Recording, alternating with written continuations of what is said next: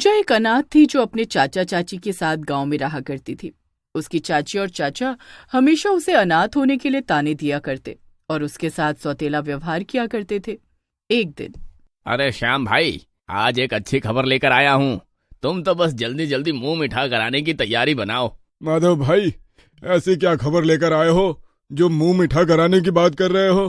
अरे तुम्हारी बिटिया के लिए एक बहुत अच्छे परिवार का रिश्ता लेकर आया हूँ। लड़का पढ़ा लिखा है, अच्छी जमीन जायदाद है, मोटर गाड़ी भी है। अरे राज करेगी तुम्हारी बिटिया। अरे भैया, अगर ऐसी बात है तो इससे ज्यादा खुशी की बात और क्या हो सकती है। हम तो खुद अपनी बिटिया चिंकी के लिए कई दिनों से रिश्ता ढूंढ रहे थे। तुम ऐसा करो, अगले ही सप्ताह लड़के वालों को लेकर हमारे घर चले आओ।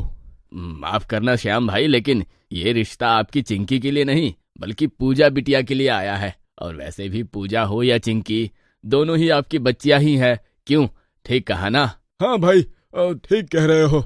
आप रविवार के दिन लड़के वालों को हमारे घर का पता दे दीजिए, आगे का हम देख लेंगे। माधव के जाने के बाद, अरे सुनती हो भाग्यवान, किस्मत हो तो इस पूजा जैसी।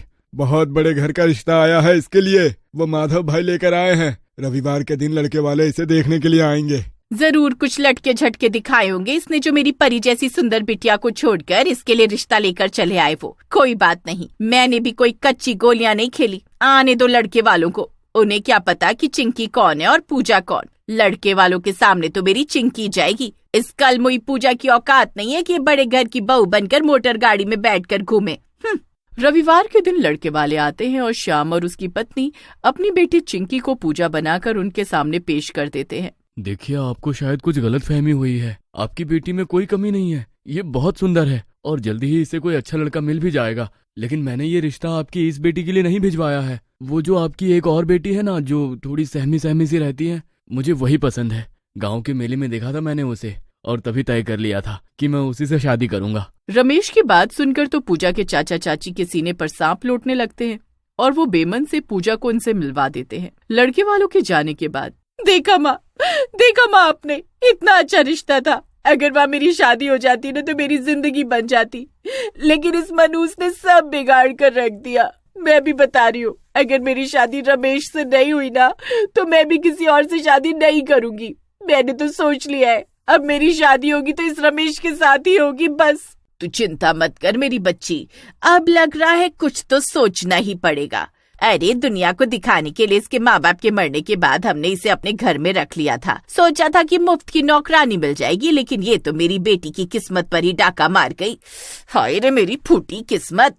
पूजा की चाची अपनी बेटी चिंकी और श्याम के साथ मिलकर एक प्लान बनाती है और पूजा की शादी के दिन का इंतजार करने लगती है। शादी के दिन, अरे पूजा कितनी सुंदर लग रही हो तुम दुल्हन बनकर। देखो अभी शादी में कई घंटे का समय लगेगा, कैसे भूखी रहोगी इतनी देर? ये लो दूध पी लो, माँ ने भिजवाया है। क्या सच में चाची ने भिजवाया है?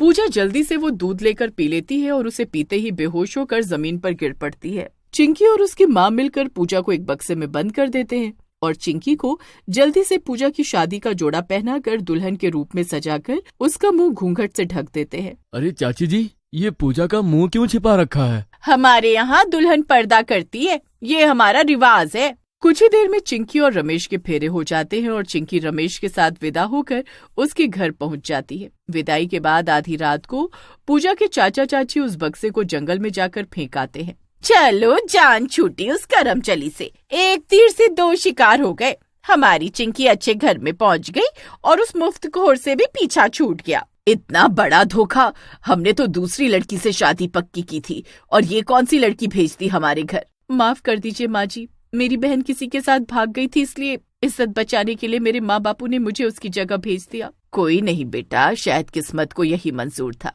अब इसे ही अपनी पत्नी समझकर प्यार दो, जो चली गई उसके बारे में क्या सोचना। बड़ी आसानी से चिंकी ने ससुराल में अपनी जगह बना ली थी। रात के समय चिंकी अपने कमरे में पहुंचती है, लेकिन सामने रखे बक्से को देखकर उसकी धड़कनें बढ़ जाती हैं। अरे माँ, ये क्या किया आपने? वो बक्सा मेरे ससुराल क्यों भिजवाया? जानती नहीं उसमें पूजा की लाश है। अरे बेटा, वो बक्सा तो हम जंगल में फेंक आए हैं, तेरे घर कैसे आ गया? माँ की बात सुनकर चिंकी का गला सूखने। अचानक ही एक गला सड़ा सा हाथ बक्से में से निकलकर चिंकी की गर्दन दबोच लेता है। चिंकी जोर जोर से चिल्लाने लगती है। तभी हाथ उसे खींचकर बक्से के अंदर ले जाता है और बक्सा एक बार फिर बंद हो जाता है। चीखने की आवाज सुनकर रमेश कमरे में आता है। अरे चिंकी, क्या हुआ? चिल्ला क्यों रही थी? रमेश की बात सुनकर चुड़ैल चिंकी का भेष बना लेती है। कुछ नहीं, चूहा देख लिया था इसलिए चीख निकल गई।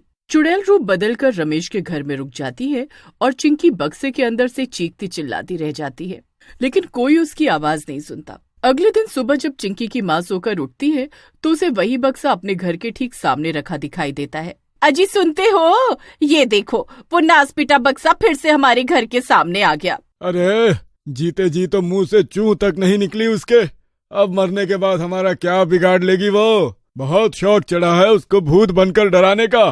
ठहर, अभी मजा चखाता हूँ। चाचा बक्से में मिट्टी का तेल छिड़क कर आग लगा देता है और बक्से के अंदर कैद उसकी खुद की बेटी जलकर मर जाती है। तभी चुड़ैल वहां आ जाती है।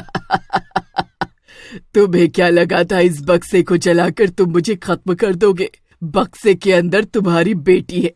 चिंकी को तो उसकी सही जगह पहुंचा दिया, लेकिन अब तुम दोनों अपने दिन गिनने शुरू करो। चुड़ैल पूजा की बात सुनकर श्याम और उसकी पत्नी फूट फूट कर रोने लगते हैं। चाची अभी रो ही रही थी कि तभी रमेश की माँ का फोन उसके पास आ जाता है। नमस्ते बहन जी, हमने चिंकी और रमेश के लिए एक छोटी सी पार्टी रखी है।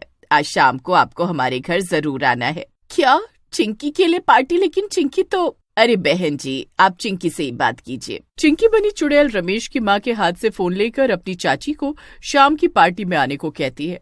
माँ आप आओ ना, आप आओगे तो मुझे अच्छा लगेगा। अरे भाग्यवान, ऐसे आंखें फाड़े क्यों खड़ी है? क्या कहा समधन जी ने? चिंकी तो सही सलामत अपने ससुराल में है। समधन जी ने शाम को बुलाया है पार्टी के लिए, हमें जाना ही होगा। जब तक अपनी आंखों से अपनी बच्ची को देख न लूं मुझे संतोष नहीं होगा। शाम होते ही श्याम अपनी पत्नी के साथ चिंकी के ससुराल पहुंच गया था। चिंकी अपने कमरे में है, आप लोग भी वहीं चले जाइए, आराम से बैठिए, मैं चाय नाश्ता भिजवाती हूँ। पूजा के चाचा चाची उसके कमरे में पहुंचते हैं तो देखते हैं कि वो घूंघट किए बैठी है। अरे बेटा, ये घूंघट क्यों कर रखा है? अभी तो बस हम ही हैं, हमसे क्या शर्माना। चाची जैसे ही घूंघट उठाती है, सामने एक भयानक चुड़ैल को देख उसके मुंह से चीख निकल जाती है। चाचा और चाची कमरे से बाहर भागने की कोशिश करते हैं। चाचा तो कमरे से निकलकर बाहर आ जाता है, लेकिन चुड़ैल चाची की गर्दन दबोच लेती है। अरे अरे कोई बचाओ! अरे वो चुड़ैल मेरी पत्नी को मार डालेगी। अरे कोई बचाओ रे, मेरी बेटी को तो पहले ही मार चुकी है, कोई मदद करो। क्या कह रहे हैं बाबूजी? अंदर आपकी बेटी है, कोई चुड़ैल नहीं। ये कैसी बातें कर रहे हैं आप? मैं सच कह रहा हूँ, अंदर वो चुड़ैल पूजा है और वो कब का एक चुड़ैल बन चुकी है और अभी मेरी पत्नी को मार कर वो उसका खून पीना चाहती है। ये कैसी बातें कर रहे हैं चाचा जी आप? आपने तो कहा था कि पूजा किसी के साथ भाग गई, इसीलिए आप लोगों ने चिंकी के साथ मेरी शादी कराई है। फिर पूजा चुड़ैल बनकर यहाँ कैसे और क्यों आएगी? वो कहीं भागी नहीं थी बेटा, बल्कि अपनी बेटी चिंकी की शादी तुमसे करने के लिए हमने ही उसे मारकर उसकी लाश को बक्से में बंद कर दिया था। हमने तो उस बक्से को जंगल में ठिकाने भी लगा दिया था, लेकिन वो पूजा चुड़ैल बनकर वापस आ गई है। उसने ही हमारी बेटी चिंकी को भी मार डाला है। चाचा के इतना कहते ही वही भूतिया बक्सा रमेश के सामने आ जाता है। देखो, मैंने कहा था ना कि वो पूजा बक्से वाली चुड़ैल बन गई है। ये देखो, ये बक्सा अचानक से यहाँ आ गया। इस बक्से से पीछा छुड़ाने के लिए आज सुबह ही हमने इसे जला दिया था। चाचा के इतना कहते ही बक्सा खुलता है और उसमें से पूजा चुड़ैल बाहर निकलती है और चाचा की गर्दन दबोच लेती है। अब जब अपने गुनाह कबूल ही चुका है तो सजा के लिए भी तैयार हो जा। रमेश बेटा, बचाओ मुझे इस चुड़ैल से। इसने तुम्हारी पत्नी चिंकी को मार डाला है। अपनी करनी का फल सबको भुगतना ही पड़ता है चाचा जी। आपने जो पूजा के साथ किया उसका परिणाम भुगतने में अब आपको डर क्यों लग रहा है? चाचा भागने की कोशिश करता है, लेकिन चुड़ैल उसकी गर्दन पकड़कर उसे मरोड़ देती है। बेटा पूजा, तुम्हारे साथ जो हुआ उसका हमें बहुत दुख है, लेकिन इन सब में हमारी कोई गलती नहीं। हमें छोड़ दो, आप लोगों को घबराने की कोई जरूरत नहीं है। मैं सिर्फ इन लालची लोगों को सबक सिखाना चाहती थी, क्योंकि इन्हें अपने हाथों से मारे बिना मेरी आत्मा को शांति नहीं मिल सकती थी। अब मैं हमेशा के लिए मुक्त हो गई हूँ। इसके बाद चुड़ैल हमेशा के लिए वहाँ से चली जाती है।